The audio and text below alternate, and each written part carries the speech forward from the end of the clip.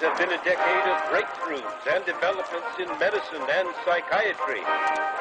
Scientists have developed a new technology to cure mentally ill adults. With the use of electroshocks, the minds of sick patients are being wiped clean, giving them a fresh start. On this blank slate, physicians then imprint a new, healthy personality. Remaking people, shocking them into obedience. This is a story about that powerful idea. In the 1950s, it caught the attention of the CIA. The agency funded a series of experiments. Out of them was produced a secret handbook on how to break down prisoners.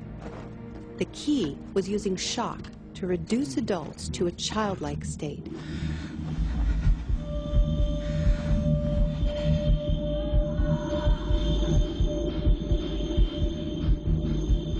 It's a fundamental hypothesis of this handbook that these techniques are in essence methods of inducing regression of the personality.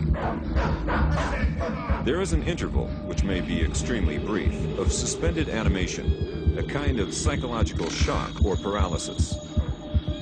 Experienced interrogators recognize this effect when it appears, and know that at this moment the source is far more open to suggestion, far likelier to comply than he was just before he experienced the shock.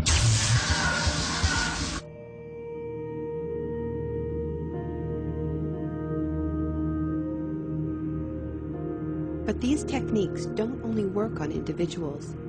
They can work on whole societies. A collective trauma, a war, a coup, a natural disaster, a terrorist attack puts us all into a state of shock.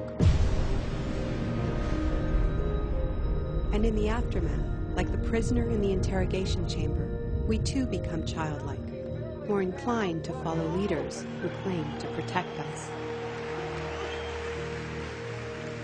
One person who understood this phenomenon early on was the most famous economist of our era, Milton Friedman. Friedman believed in a radical vision of society in which profit and the market drive every aspect of life, from schools to healthcare, even the army. He called for abolishing all trade protections, deregulating all prices, and eviscerating government services. These ideas have always been tremendously unpopular, and understandably so. They cause waves of unemployment, send prices soaring, and make life more precarious for millions. Unable to advance their agenda democratically, Friedman and his disciples were drawn to the power of shock. The subject should be rudely awakened and immediately blindfolded and handcuffed. When arrested at this time, most subjects experience intense feelings of shock, insecurity, and psychological stress. The idea is to prevent the subject from relaxing and recovering from shock.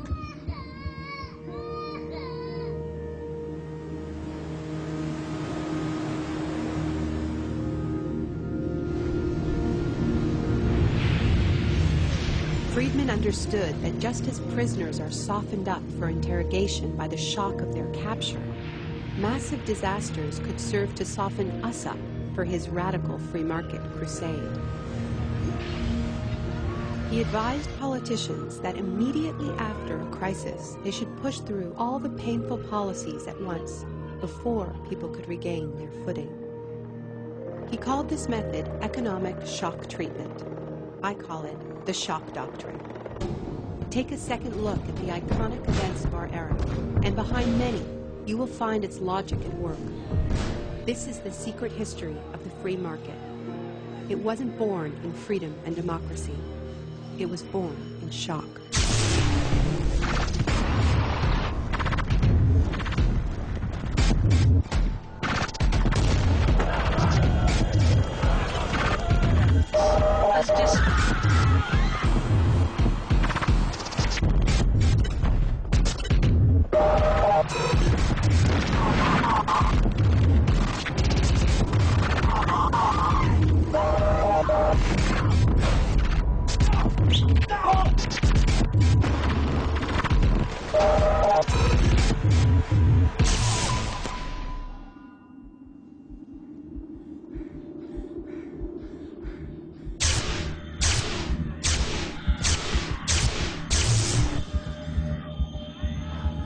Isolation, both physical and psychological, must be maintained from the moment of apprehension. The capacity for resistance is diminished by disorientation. Prisoners should maintain silence at all times. They should never be allowed to speak to each other.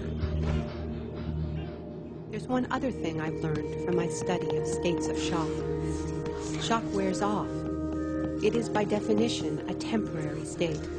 And the best way to stay oriented, to resist shock, is to know what is happening to you and why.